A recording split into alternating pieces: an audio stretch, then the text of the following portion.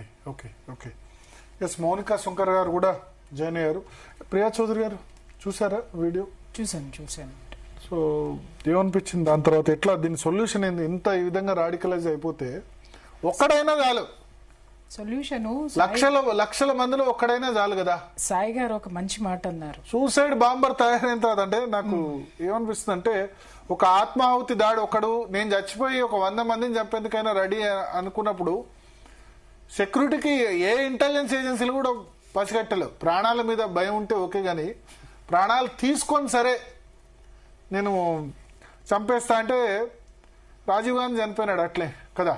ఎంత సెక్యూరిటీ తీసుకున్నా సరే, విఐపీల వరకు సెక్యూరిటీ ఉండొచ్చు, కానీ సామాన్య ప్రజలకైతే ఇబ్బంది కదా. ఇప్పుడు దీనికి ఉన్న పేరే తీవ్రవాదం అండి. వాళ్ళ వాదనలో ఉగ్రవాదం, ఇంకా చెప్పాలి ఉగ్రవాదం, ఎక్స్ట్రీమ్ కి ఎక్స్ట్రీమిజం ఉంటుంది. సో ఇప్పుడు దాంట్లో మనం క్లియర్ గా అందరం విన్నామో చేశాము. సాయి గారు ఒక మంచి విషయం అన్నారు. ఏంటి అనంటే, ఈ రోజు అతను మాట్లాడింది ఏదైతే ఉందో దానికి అసలు ఈ ఉగ్రవాదానికి మాకు సంబంధం లేదు, మేము విభేదిస్తున్నాము అని ఈ ముల్లాలు గాని మౌలీలు గాని ఇంతవరకు రోడ్డు మీదకి వచ్చి ఏమైనా ఖండించారా? అతని చర్యను గాని అతని దీన్ని గాని ఈ రోజు వరకు ఇన్ని ఉగ్రదాడులు జరిగినాయి, ఇన్ని ప్రాణాలు పోయినాయి, ఇంత తతంగం జరుగుతున్నా కూడా మనం రోజు పొద్దున్న లేస్తే న్యూస్లు చూస్తున్నాం. ఎవరినైనా సరే ఇంటర్వ్యూ అడిగితే మాత్రం, ముస్లింని అడిగితే తనకేమి తెలియనట్టు ఒక ముస్లిం అయితే అక్కడ నిలబడి అదేంటి గేమ్స్ ఆడుకుంటున్నాడు ఇంటర్వ్యూ చేస్తుంటే, విలేకరు ఇంటర్వ్యూ చేస్తుంటే. ఇంకొకళ్ళు అడిగితేనేమో కొట్టారు ఈ విలేకరిని, మమ్మల్ని ఆ క్వశ్చన్ చేస్తావా. ఇలా ఎవ్వరు నోరు విప్పకుండా ఆయన అన్నారు. కాఫీర్ అనే విషయానికి వచ్చేసరికి మొత్తం అందరూ ఒకటవుతున్నారు. ఈ విషయంలో మాత్రం ఇది నిజంగా చెప్పాలంటే అసలు దీన్ని ఉపేక్షించేటటువంటి విషయం అయితే మాత్రం కాదు. ఇంకొక చిన్న విషయం నేను చెప్తున్నాను వారు అడిగిన దానికి. ఇప్పుడు ముల్లాలు మౌలీలు బయటికి రాలేదు, కానీ మనలో ఉన్నటువంటి వాళ్లే వీళ్ళని సమర్థించేటటువంటి వాళ్ళు ఎంతమంది లేరు? ఇక్కడ మాట్లాడుతుంటే ఉగ్రదాడి జరిగింది, ఇంతమంది ప్రాణాలు పోయినాయి, ఇది మానవత్వం కాదని మాట్లాడడం మానేసి ఇది భద్రతా వైఫల్యం కాదా అని స్పీచ్లు ఇచ్చిన వాళ్ళు ఎంతమంది లేరు? అలాగే దేశంలో 20% ఎవరైతే ఉన్నారో ఆ 20% జాతిని వర్గాన్ని విభేదించి మనం రాజ్యాన్ని మాత్రం స్థాపించలేము, ఒక దేశాభ్యుదయాన్ని అయితే ముందుకు తీసుకెళ్లలేము అని చెప్పి మాట్లాడేటటువంటి ఇదే హిందూ పార్టీలో ఉన్నటువంటి ఎంపీలు మాట్లాడడం లేదా? ఇలాంటి భిన్నమైనటువంటి స్వరాలు హిందువులకు వ్యతిరేకంగా మన వాళ్ళు వినిపిస్తున్నారు. అరే, ఈ చర్యలకు వ్యతిరేకంగా ఖండించే వాళ్ళు ఈ దేశంలో లేరు.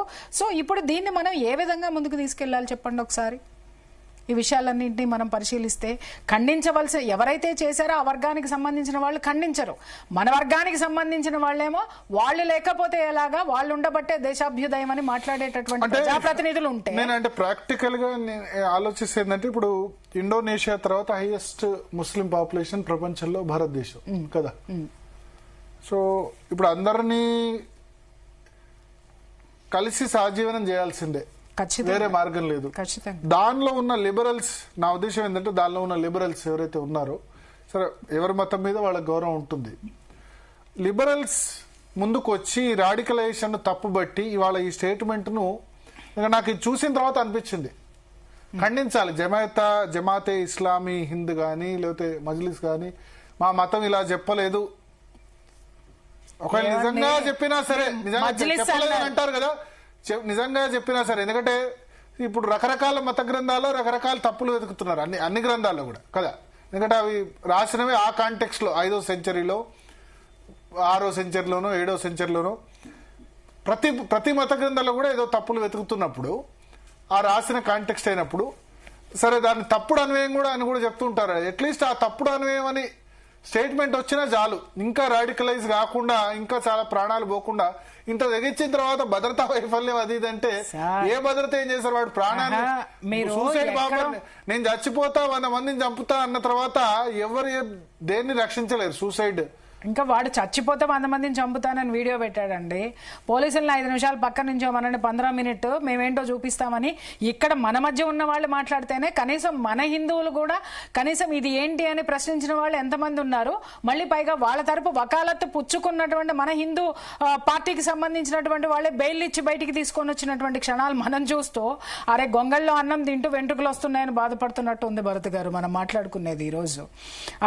ఆయన అన్నట్టుగా కాఫిర్ అనేటటువంటి పదానికి ఈరోజు అర్థం ఏంటంటే, ఇప్పుడు కాఫిర్లు అనేటటువంటి వాళ్ళు హిందువులు కనిపిస్తారేమో కానీ రేపొద్దున ఆయన విభిన్నమైనటువంటి షియాలు కానివ్వండి, సున్నీ కానివ్వండి, ఇంకొకళ్ళు కానివ్వండి, ఇక్కడ అయిపోయిన తర్వాత టార్గెట్ వాళ్ళలో వాళ్ళకే ఉంటాయి. వాళ్లే కాఫిర్లు అవుతారు, ఒకళ్ళకొకళ్ళు కాఫిర్లు అవుతారు.